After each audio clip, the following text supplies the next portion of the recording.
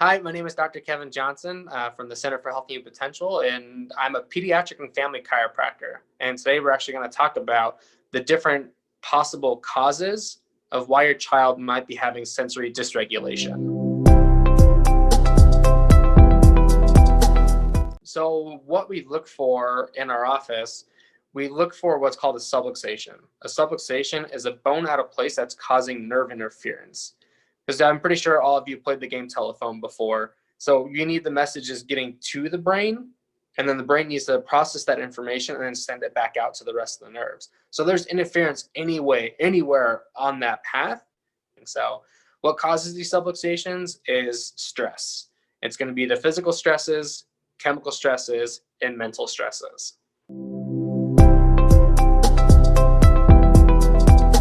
Yeah, so possible signs that you're living in this high sympathetic or fight or flight stress response, we can be seeing anxiety, PTSD, irritability, focus and ADHD challenges, diarrhea and IBS, poor sleep and insomnia, excessive sweating, and different neurodevelopmental disorders.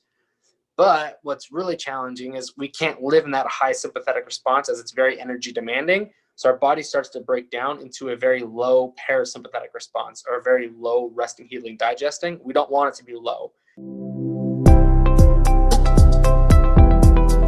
Yeah, so for individuals who possibly have sensory regulation or dysregulation, a lot of times what we find out that the very top bone of someone's neck may be misaligned, causing this interference on the nervous system, which isn't allowing the individual to process their information properly. And how that works, we have our sensory integrations. We have our main senses. We have another sense, the proprioceptive system, that never turns off. It actually puts us into a fight or flight stress response. And a lot of individuals, they know about that fight or flight stress response.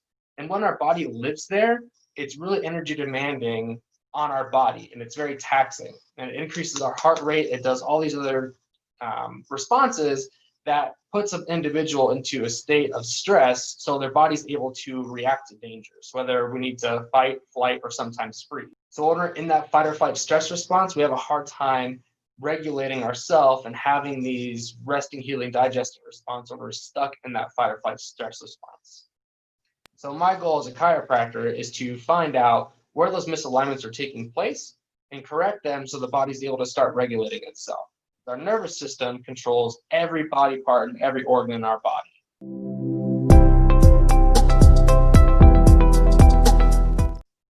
So it could be any of those types of things they may be possibly having that could be leading, hey, maybe there is interference in this part of the nervous system, or even a lot of sensitivity around the upper part of the neck, or even the neck in general. There's a lot of kids, they get that response when you touch their neck. They don't want to be touched there because it's sensitive. As an adult, if it's sensitive throughout a long time as we're kids, it's actually going to start turning into headaches and migraines for adults. The main things you can also look for is sensitivity around the head and neck region, and also problems sleeping and difficulty focusing. Those are main things that when our body's in that fight or flight stress response, we have a hard time doing.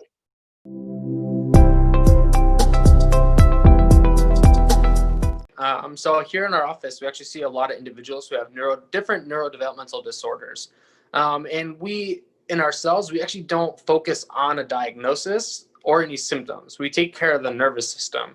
And the reason why we do that, because we put a label on someone, we put a limit on them. So in our office, we're called the Center for Health and Human Potential. And we don't know what each individual's human potential is. They can get to a mass of different things. So if we focus on a diagnosis, it's kind of limiting that child or that individual.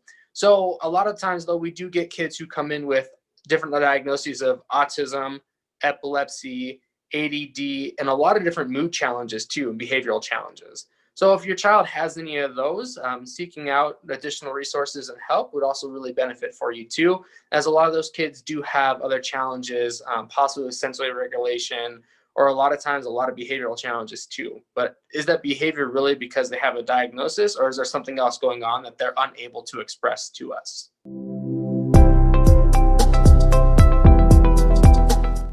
So a lot of times what happens when when these children have different challenges and they have behaviors, or like, hey, we need to do this, and they don't want to. It's not a preferred activity, right? We have a lot of those kids that don't want to do certain things, but what's happening, it may not be that they don't want to do it. It's just very difficult for them, as their brain is not fully developed enough to do that activity. So it's more stressful on them to try and do that. So you may even notice that some kids, they may have a hoodie on all the time. Because when we don't have anything blinding us or blocking our field of view, it's more taxing on our brain to try and take the entire panoramic picture. But if I put blinders up, it narrows my focus and it's a lot easier for me. It's less challenging for my brain to focus on just what's in front of me.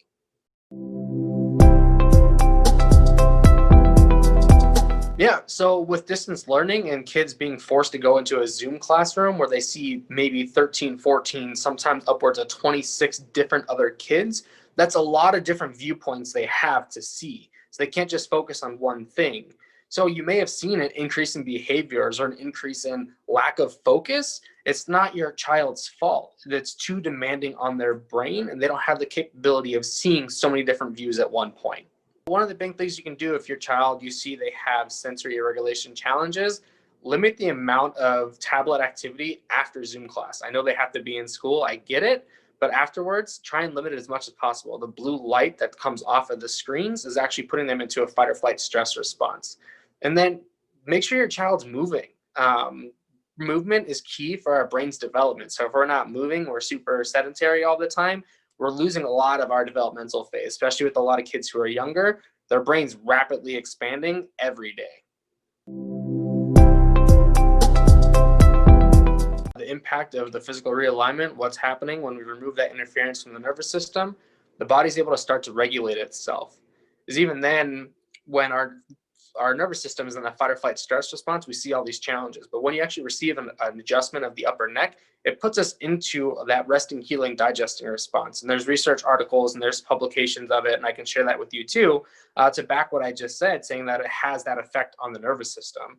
And what we see a lot of times, our kids are able to actually start focusing on Zoom classes a lot better.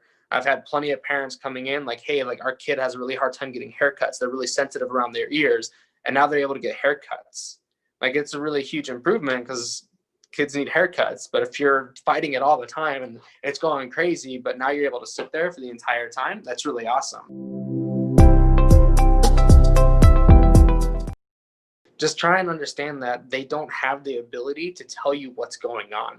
So I'd say just really try and dive in and figure out like, hey, maybe this noise is setting off my kid, or maybe the smell like from an essential oil diffuser. Like, we think essential oil diffusers are really good for us, but it may be a trigger for a child. Like, certain scents may be a trigger to put them into a sensory overload. And even then, just having them like narrowing their focus, like supporting your child the best you can by eliminating the demands put on them around them.